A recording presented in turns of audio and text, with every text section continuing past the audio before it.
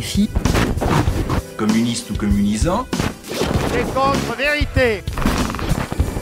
D'hommes semblables et égaux.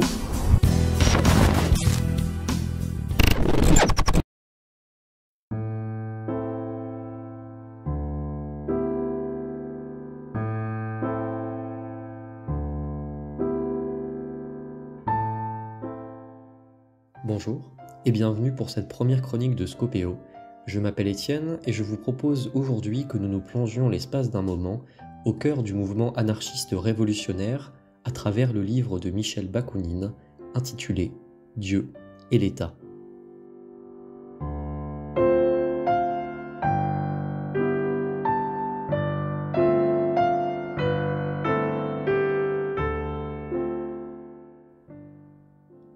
L'anarchisme fait partie de ces doctrines politiques vivantes et vivaces dont certains se revendiquent et beaucoup parlent.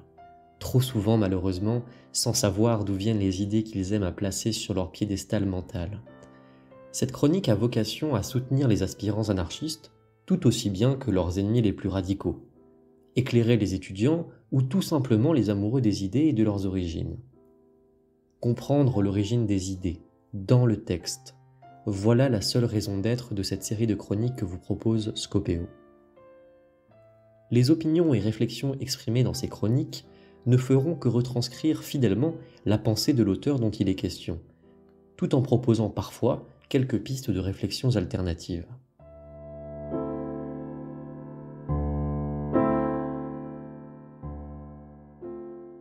Mikhail Alexandrovitch Bakounine, né en 1814 dans un petit village de l'Est de la Russie, figure de la théorisation moderne du courant anarchiste collectiviste, contemporain de Marx, Engels et Proudhon, est avant tout un intellectuel, oui, mais un intellectuel de combat. Bien loin de chercher à résumer l'ensemble de la vie et des écrits de l'auteur, nous nous concentrerons ici sur la dissection précise de cet ouvrage, pilier de l'anarchisme radical, proposant une vision sans concession de la religion et de l'État, considérés comme les deux intrus à abattre.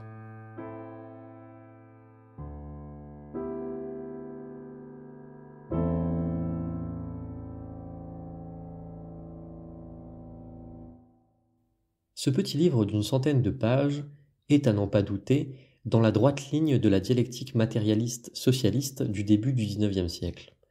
La lecture est facile, limpide, le ton est volontairement pamphlétaire, l'argumentation est solide et structurée. Comme souvent chez les auteurs du courant socialiste révolutionnaire, la forme sert la toute-puissance du fond. Bakounine ne se perd pas en ratiocination et entre très rapidement dans le vif de son propos. Tâchons donc de faire de même. Cet ouvrage était initialement destiné à n'être qu'une introduction à un plus grand travail qui restera inachevé. La productivité de Bakounine fut fortement freinée par ses voyages à travers l'Europe, à la recherche de la moindre révolte sociale, cherchant à observer la révolution dans ce qu'elle a de terriblement intime et vivante. Dieu et l'État débute par quelques précisions doctrinales, rien de réellement nouveau pour quiconque est habitué à la dialectique matérialiste, mais qui peuvent toutefois s'avérer troublantes pour des esprits moins familiers à ce type d'écrit. Bakounine dépeint l'homme, avant toute considération extérieure, comme un animal, très proche de ses voisins les bêtes, mais doté de deux facultés absolument essentielles et que l'on retrouvera tout au long de l'ouvrage. La première est assez classique en réalité, il s'agit de la faculté de penser, la seconde est plus inhabituelle, il s'agit du besoin de se révolter. La première révolte, écrit cyniquement Bakounine, est la désobéissance théologique dans la cueillette du fruit défendu de la science soufflée à l'oreille d'Ève par Satan en personne. Autrement dit, l'homme a fait le premier pas vers son humanité par la désobéissance. À ce propos, Bakounine écrit « Satan, l'éternel révolté, le premier libre penseur et l'émancipateur des mondes. Il fit honte à l'homme de son ignorance et de son obéissance bestiale. Il l'émancipe et imprime sur son front le sceau de la liberté et de l'humanité, en le poussant à désobéir et à manger du fruit de la science. » Mais qu'on ne s'y trompe pas. Bakounine ne fait ici que de s'amuser des mythes et symboles chrétiens, lesquels pour lui ne représentent que de ridicules histoires inventées par les hommes et pour les hommes, bien loin de toute considération théologique. La religion est en réalité un concept qui, en lui-même, est absurde. Pourquoi un être si parfait que Dieu se serait-il abaissé à créer l'homme? Voilà la question à laquelle aucun métaphysicien, aucun philosophe, aucun théologien ni aucun poète n'a jamais pu et ne pourra probablement jamais répondre. Bakounine pense que la religion, c'est avant tout croire en l'absurde.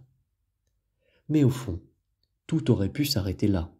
Critique de la doctrine religieuse, rejet de la théologie, vu et revu, me direz-vous. Oui, mais encore aurait-il fallu que la religion ne soit pas le premier ennemi sur le chemin de l'humanisation, comprenez, de la révolution socialiste.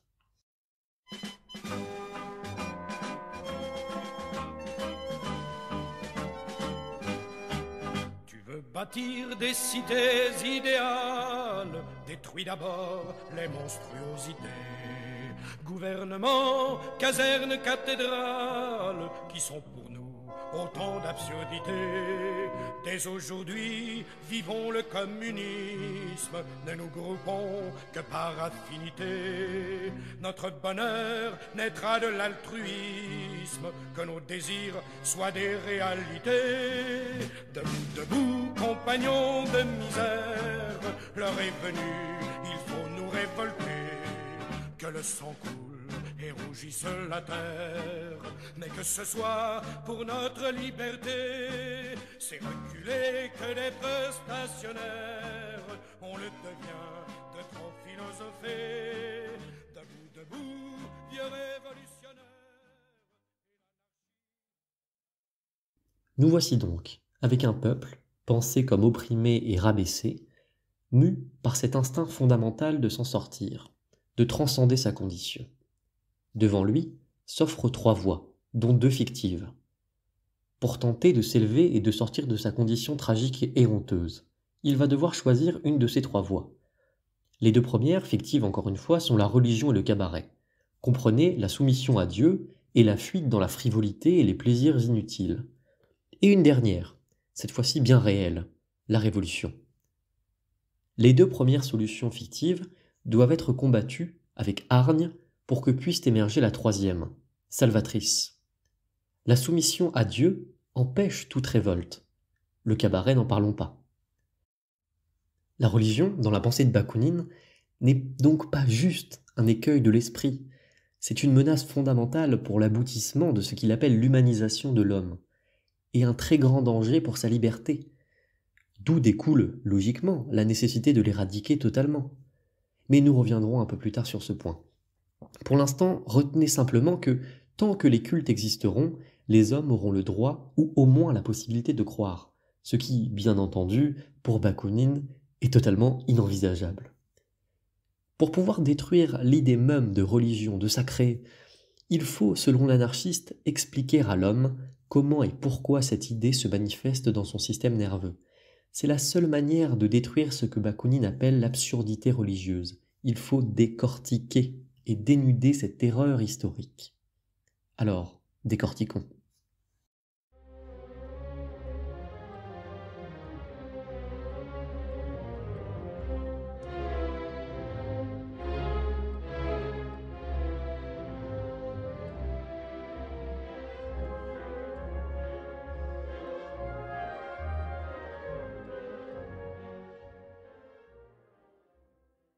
Nous voici donc avec une religion, qui, comme dit précédemment, est une création de l'homme qui n'est pas encore parvenu à maturité intellectuelle. L'homme crée donc le ciel en le dotant d'un sens, renversant sa propre image d'homme terrestre, cherchant à échapper d'une certaine manière à sa propre condition. Voilà donc le petit homme qui crée le grand Dieu. Cette création, cette figuration des cieux, dirait-on de manière un peu pédante, une fois terminée, la grande machine est alors lancée. Dieu est proclamé la cause de l'homme, dans une forme de salto anthropologique. Bakounine écrit à ce sujet « L'homme, après l'avoir tiré du néant à son insu, s'agenouille devant Dieu, l'adore et se proclame sa créature et son esclave. » Fermez la citation. En réalité, cette idée de servitude volontaire n'est pas très originale. On la retrouve déjà chez plusieurs auteurs, dont bien évidemment la Boétie. Mais ce qui va nous intéresser, c'est peut-être l'ultime critique que fait Bakounine à la religion dans la confection de son système philosophique.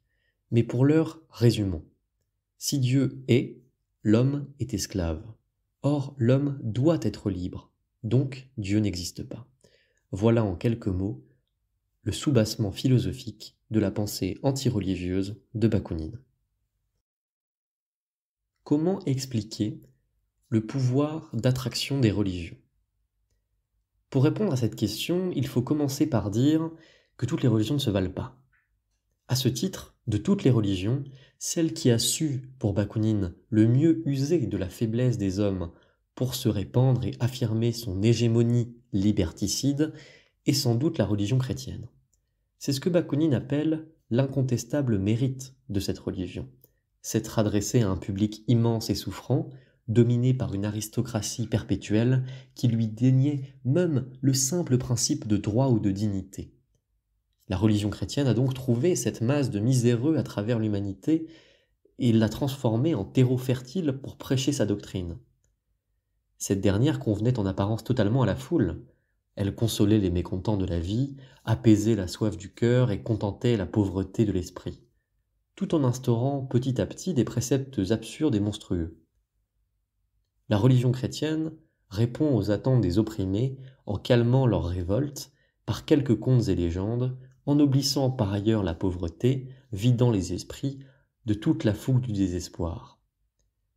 Comprenez bien, la fougue du désespoir ou cette espèce de baroudonneur populaire, l'énergie du désespoir, est absolument nécessaire à tous les révolutionnaires, qu'ils soient anarchistes ou non d'ailleurs, car sans ce désespoir, tout projet de révolte ou même de révolution bien évidemment est à exclure définitivement. On pourrait presque dire que la religion vole la révolte aux révolutionnaires. La propagande chrétienne, comme l'appelle Bakounine, a donc visé le cœur et non l'esprit. Répondant à des aspirations éternelles et bien légitimes, à des besoins vitaux mais sans réelles intentions d'y répondre, à des souffrances, à l'esclavage, mais elle ne répond certainement pas à la raison. Car, rappelons-le encore une fois, la religion est pour Bakounine absolument absurde. Elle ne possède donc aucune forme de porosité avec la logique et la raison froide. Pire, ces deux dernières risqueraient de révéler ses contradictions évidentes et son absence totale de logique. En revanche, la religion catholique, ainsi que toutes les autres religions, s'accommodent parfaitement des élans du cœur. Ce faisant, voilà l'homme, renonçant à sa liberté, abdiquant de sa raison et se préparant à l'esclavage. Bakounine conclut : qui veut adorer Dieu doit, sans se faire de puériles illusions, renoncer bravement à sa liberté et à son humanité.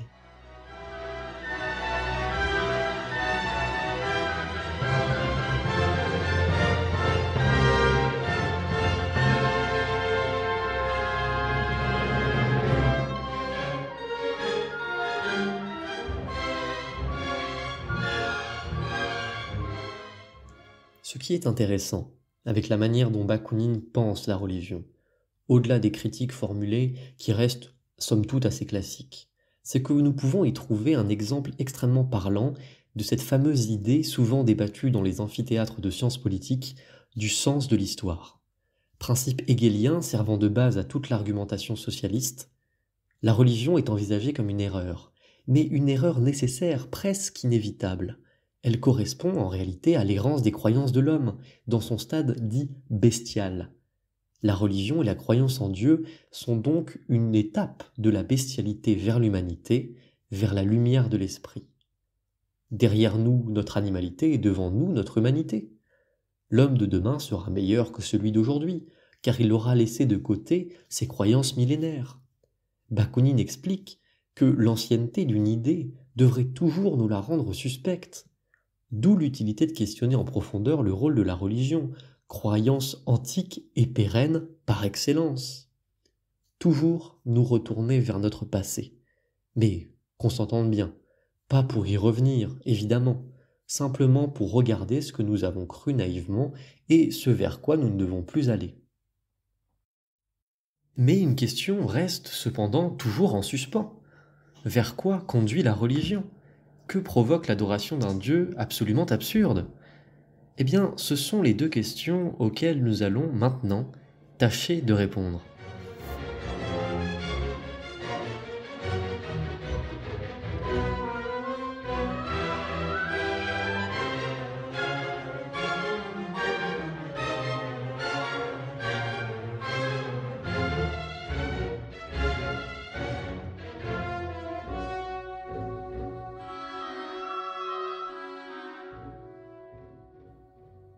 Nous voici donc, avec une religion, castrant les velléités révolutionnaires, prohibant toute idée de révolte, privant l'homme de sa liberté, de l'essence même de l'accomplissement de son humanité, abrutissante aussi, accusée de corrompre la justice des hommes, de déshonorer le travail, mais toutes ces critiques restent en réalité peu intéressantes pour nous. Cependant, un des points qu'amène Bakounine est beaucoup plus intéressant. Il parle d'une religion presque vampirique. Toutes les religions sont absolument cruelles, car fondées sur un principe de soumission, sur le sang et le sacrifice. L'immolation perpétuelle de l'humanité pour satisfaire la vengeance divine. Plus l'idée de Dieu se renforce, plus il devient grand, et plus l'humanité devient misérable et rabougrie. Voilà la clé. Peu importe que Dieu soit dit doux ou libéral, il reste ce grand vampire, surplombant l'homme, aspirant toute humanité et toute liberté. Dieu aspire tout ce qu'il y a de bon, de grand, de merveilleux dans l'homme, et se l'approprie. L'humanité terrestre devient alors un caniveau, où rien de grand et de somptueux ne reste bien longtemps. La terre est spoilée de son génie et de sa poésie par ces grands barbus ou ce grand barbu. Mais ne vous avisez pas de penser que notre société sécularisée et à la religion majoritaire visiblement déclinante, serait d'une certaine manière sortie de ce grand mouvement. Ce n'est pour Bakounine absolument pas le cas. Car si Dieu, comme entité chargée d'une théologie complexe et largement approuvée par la population, semble mort, l'idée de Dieu, vidée de tout agencement théologique ou mythique, reste terriblement présent. C'est ce que Bakounine appelle Dieu et rien d'autre. Posture classique des idéalistes et intellectuels en tout genre, ces hommes trop intelligents pour avaler facilement toute l'absurdité de la mystique religieuse, mais manquant cependant de courage pour récuser complètement et jusqu'à la fin l'idée divine. Dans la bouche de ces pseudo-intellectuels idéalistes, venus remplacer les prêtres et hommes d'église, Dieu devient le nom générique de tout ce qui est beau et grand. L'homme est spoilé de la production de sa belle et formidable intelligence. Dieu devient alors une idée opaque et plus ou moins vide, en dehors de toute considération positive qui risquerait en réalité de le soumettre à une critique néfaste. On ne dit pas si Dieu est personnel ou impersonnel, s'il a créé ou non le monde, s'il influe même éventuellement sur ce monde. Dieu est rien. Leur Dieu est donc totalement inattaquable, puisqu'il est juste un mot et une idée, Dieu. Ces grands esprits, œuvrant à l'asservissement des masses, évidemment en prétendant faire le contraire, refusent à l'homme toute qualité trop importante. Ils sont incapables d'accepter une réalité anthropologique basique. L'homme est capable du meilleur comme du pire. On les imaginerait presque hurler, refusant que les grands esprits qu'ils admirent soient aussi soumis aux terribles impératifs biologiques, allant de la défécation à la maladie, ou que ces mêmes esprits qu'ils considèrent comme divins puissent voler, violer ou mentir. Quand j'étais gosse et que je feuilletais l'Ancien Testament, raconté aux enfants et illustré de gravures de Gustave Doré, j'y voyais le bon Dieu sur un nuage. C'était un vieux monsieur, il avait des yeux, un nez, une longue barbe, et je me disais qu'ayant une bouche, il devait aussi manger. Et s'il mangeait, il fallait aussi qu'il eût des intestins. Mais cette idée m'effrayait aussitôt, car j'avais beau être d'une famille plutôt athée, je sentais que l'idée des intestins de Dieu était blasphématoire.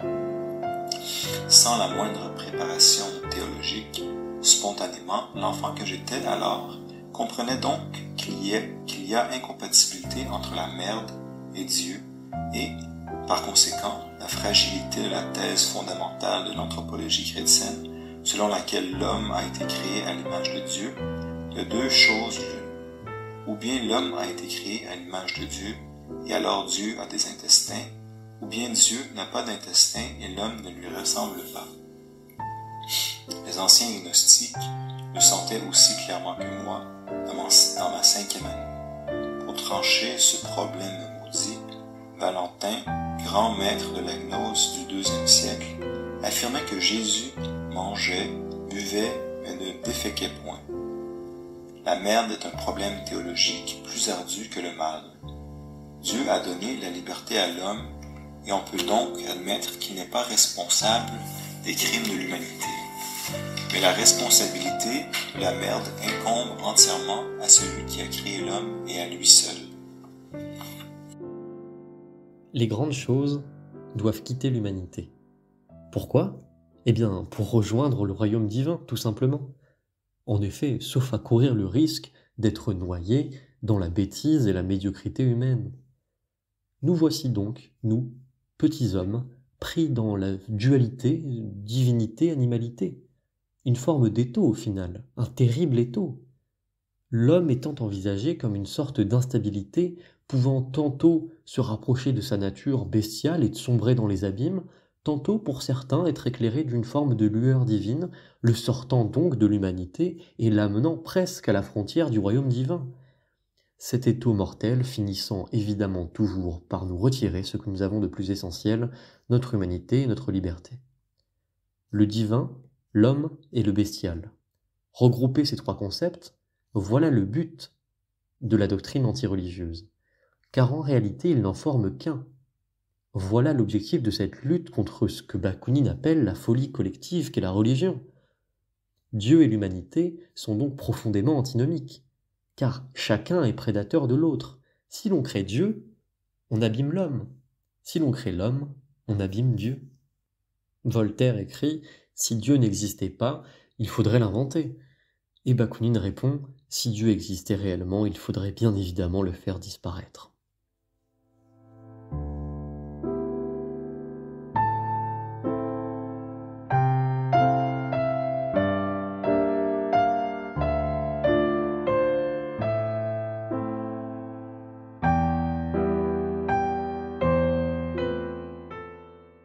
Ce qui différencie vraiment Bakounine des autres théoriciens socialistes et collectivistes, c'est son anti-étatisme. La critique de la religion est en réalité assez unanime chez les révolutionnaires, mais l'hostilité drastique de Bakounine pour toute forme d'autorité, y compris celle de l'État évidemment, le différencie fortement. Bakounine prouve que l'on peut être de gauche sans être marxiste ou léniniste. Contrairement aux marxistes et aux communistes, il s'oppose à l'État, même durant la phase transitoire entre la dictature bourgeoise et la société communiste sans classe ni État.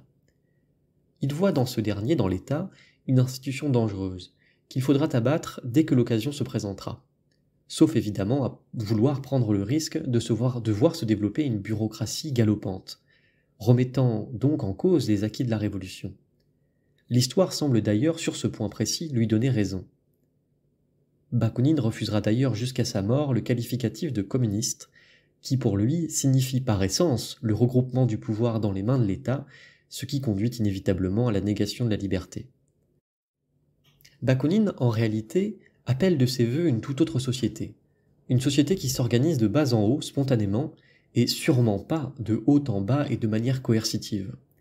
Mais pour le moment, concentrons-nous sur ce second ennemi sur le chemin du grand soir, l'État.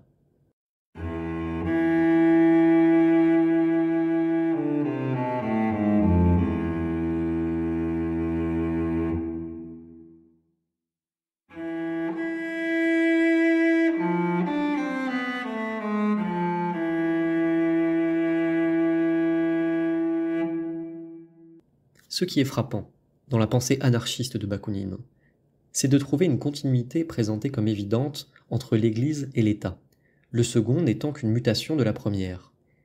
Les États ne sont que des succursales des Églises, s'étant adaptés à la fluctuation des croyances au cours des époques, pour continuer à perpétuer l'exploitation économique, passant d'une minorité religieuse à une minorité bénéficiaire dite laïque.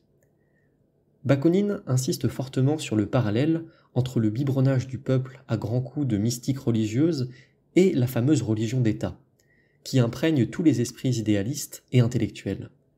Des matérialistes doctrinaires jusqu'aux communistes allemands, écrit-il d'ailleurs. Cette foi dans l'État s'est développée en même temps que l'adhésion religieuse déclinait. C'est donc un mouvement conjoint. L'un prend le relais de l'autre, menant un combat sur des principes présentés comme novateurs, mais qui perpétuent bien la même et unique mission, l'oppression des masses et l'emprise liberticide. Mais un point reste tout de même à éclairer, et c'est précisément sur celui-ci que nous proposons de disserter maintenant. L'État possède bien évidemment la force de la baïonnette. Certains diront le monopole de la violence légitime. Mais Bakounine pense que la domination de la force ne suffit pas pour maintenir sur le long terme une domination aussi injuste qu'illégitime sur le peuple. Pour réellement imposer le respect à la masse, il faut bien plus qu'une menace physique. Il faut une sanction morale, simple, évidente, pour qu'elle puisse être comprise par l'ensemble des citoyens. Cette sanction morale, une fois les masses matées par la puissance physique de l'État, finira de les soumettre à la reconnaissance du droit de l'État et de son autorité morale. Et quelle est la force morale la plus puissante, la plus perverse, la plus universellement partagée? Pour Bakounine, évidemment, c'est la religion.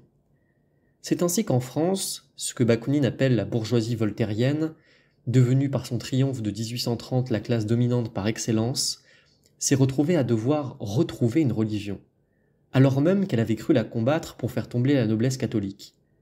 Mais évidemment, impossible de retourner vers le catholicisme romain, ni non plus vers le protestantisme, bien que plus conforme à ses aspirations économiques. Non, il fallait tout autre chose, il fallait une religion plus discrète, moins religieuse pourrait-on dire, une religion qui répondrait à son absence totale de foi, une religion qui pourrait d'une certaine manière lui permettre d'atteindre ses objectifs économiques et politiques. Une seule voie restait alors envisageable, se retourner vers la religion humanitaire et révolutionnaire du XVIIIe siècle.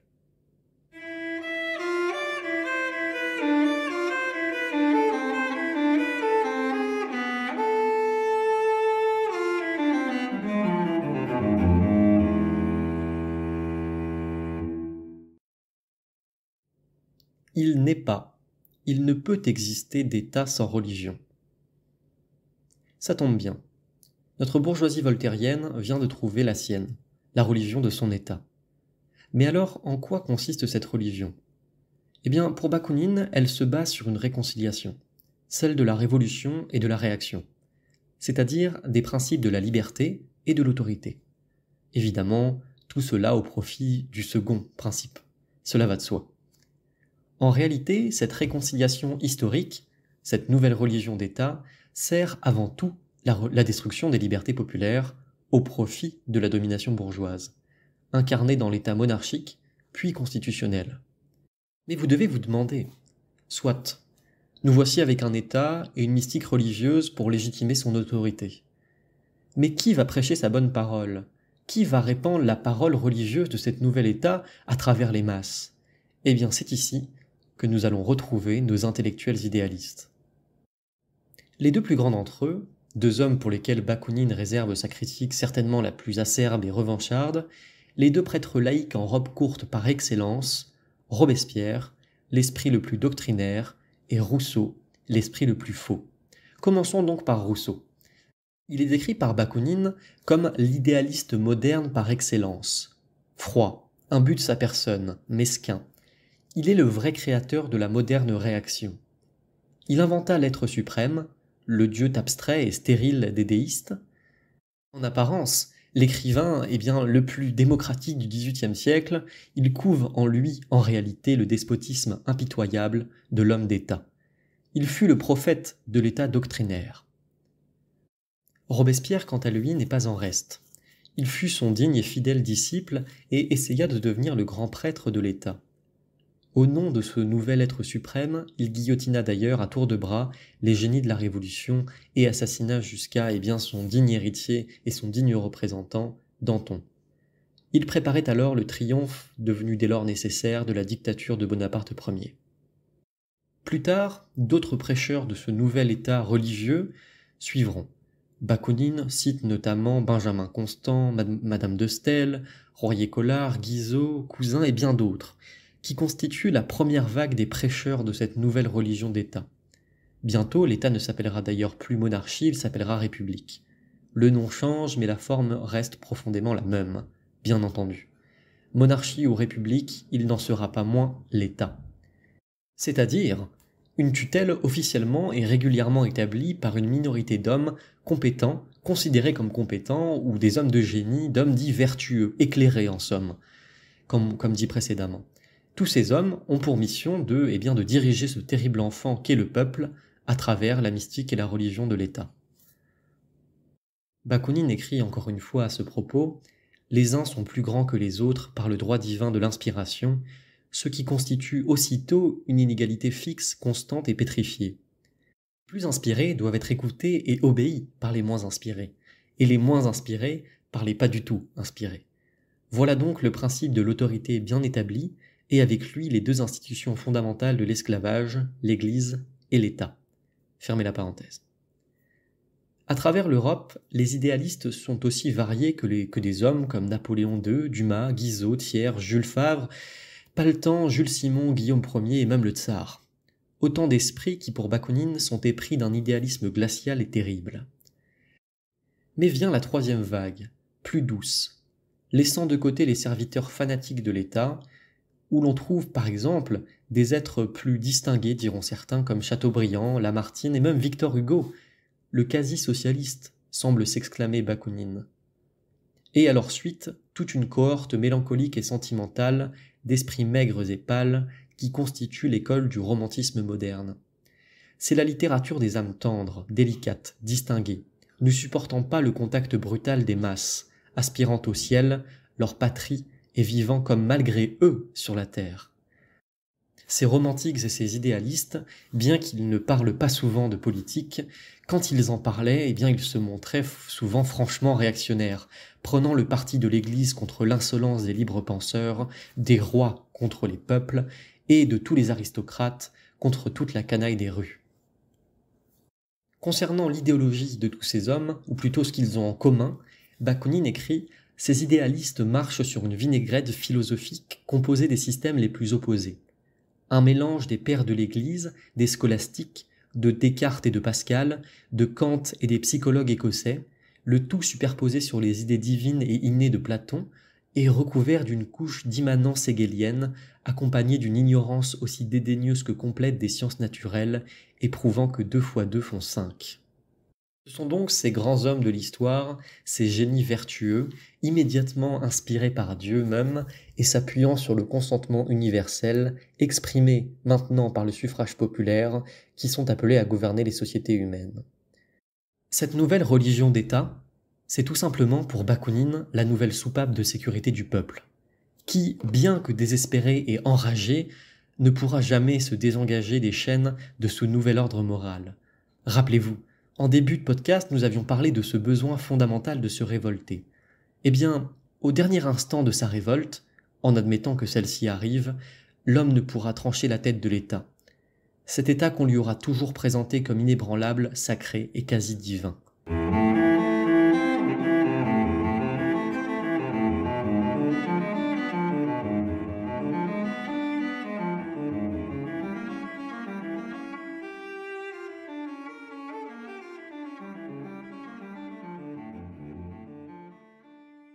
Le Dieu de ces idéalistes, comme nous l'avons déjà décrit, est absolument nébuleux. Il ne réchauffe rien, ni n'éclaire, c'est un feu follet. Et pourtant, ces intellectuels que Bakounine qualifie de socialistes bourgeois tiennent à leur Dieu. Ils s'imaginent même que si celui-ci venait à disparaître, tout disparaîtrait avec lui. Ainsi, ils perdent du temps à essayer de concilier l'inconciliable. L'humanité et leur Dieu vit des fantoches. Mais leur Dieu existe, soyez-en sûrs. Alors évidemment, ils ne vous le diront pas comme ça. Ils préféreront quelques formules pédantes et volontairement complexifiées. L'être divin, la main, la nature, l'architecte, le sens, l'inconnu. Pour Bakounine, les penseurs idéalistes modernes ont donc façonné, durant près de 3 siècles, cette nouvelle religion. Usant bien plus du sentiment abstrait et vaguement religieux, de montages philosophiques complexes et de poésie que de raison ou d'études scientifiques. Toujours dans ce même but, faire monter aux cieux les esprits méritants et soi-disant éclairés et leur création, s'efforçant ainsi de commettre un dernier larcin religieusement héroïque, il voudrait restituer de nouveau au ciel, à ce divin voleur aujourd'hui démasqué, tout ce que l'humanité contient de plus grand, de plus beau et de plus noble. Dieu existe par la grandeur seule des choses qu'il inspire, des vers de Baudelaire jusqu'aux inventions de Galilée. C'est un déisme discret et humain, mais qu'on s'entende bien, déique tout de même, et les mêmes causes créant toujours les mêmes effets, voilà les hommes hiérarchisés et soumis de nouveau à Dieu. Pour Bakounine, en réalité, vous trouverez toujours les idéalistes en flagrant délit de matérialisme pratique, tandis qu'au contraire, vous verrez les matérialistes poursuivre et réaliser les aspirations, les pensées les plus largement idéales. Ouvrons ici une parenthèse. Ce qui est très drôle avec l'affirmation de Bakounine que nous venons de citer, c'est que c'est exactement la critique que l'on fait aujourd'hui au mouvement utopiste, marxiste ou aux différentes utopies de gauche. À savoir de partir d'un idéal inatteignable et de terminer dans une forme de régime autoritaire, car refusant l'imperfection de l'homme. Au contraire, les capitalistes, les libéraux, se vantent d'un matérialisme pratique basé sur l'économie qui permet d'atteindre une société largement idéale. Nous avons donc ici un renversement rhétorique en un peu plus de 3 siècles. Mais fermons la parenthèse, revenons au texte. Bakounine se bat donc, lui, pour le mouvement exactement inverse, contre le dénigrement de l'humanité au profit de la gloire divine. Il voudrait reprendre au ciel les biens qu'il a dérobés à la terre pour les rendre à la terre. Car en privant l'homme de tout idéalisme, celui-ci se retrouvant dans le royaume des cieux, les socialistes bourgeois divisent les choses humaines et aboutissent donc au triomphe d'un matérialisme brutal. Et cela pour une raison très simple. Le divin s'évapore et monte vers sa patrie, le ciel, et le brutal, seul, reste réellement sur la terre. Nous arrivons finalement au point névralgique de la critique étatique et donc religieuse de Bakounine, et peut-être aussi le point le plus riche et stimulant intellectuellement. C'est ce que nous appellerons la théorie de la chute et de l'ascension.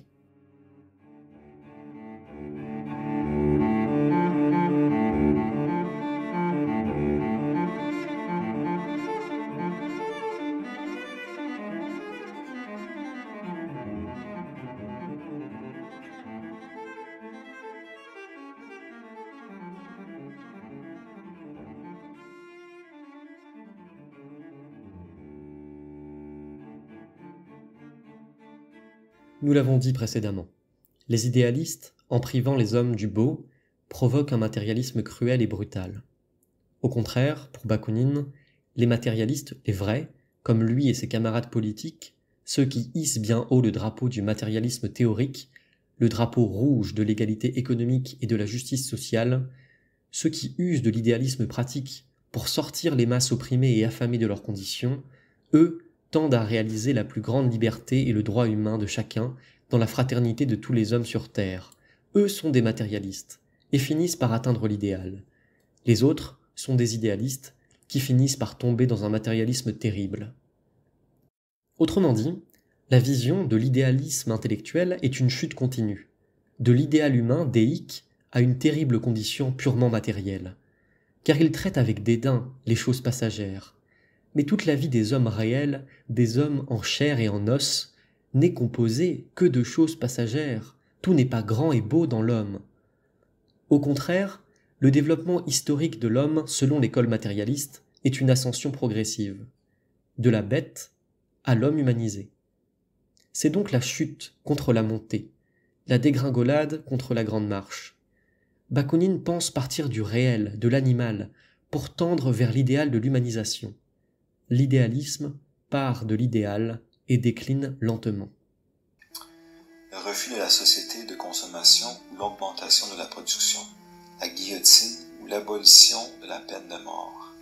Ça n'a aucune importance. Ce qui fait d'un homme de gauche un homme de gauche, ce n'est pas telle ou telle théorie, mais sa capacité à intégrer n'importe quelle théorie dans le kitsch appelé grande marche. Nous aurions pu, évidemment, parler de la société anarchiste proposée par Bakounine de son rejet d'un gouvernement fondé sur la science, de sa vision de l'éducation, de la solidarité collective, de la liberté, et même pourquoi pas de la place de la science juste. Mais ces développements nous auraient certainement amenés sur des terrains plus philosophiques que politiques. Cette première chronique avait simplement pour but de vous proposer une dissection de la critique religieuse et étatique d'un anarchiste radical. Je ne peux, à titre personnel, que vous recommander la lecture de ce petit livre, que vous soyez conservateur radical ou progressiste convaincu. Remonter à la source des idées, voilà l'objectif de cette chronique. Dans le prochain épisode, je vous proposerai, à travers le livre de Raymond Aron, L'opium des intellectuels, 5 grandes critiques sur la théorie marxiste et communiste. D'ici là, vous pouvez retrouver l'intégralité des articles et des tribunes de Scopéo l'Observatoire politique sur notre site internet scopéo.org. Merci de votre écoute et à bientôt.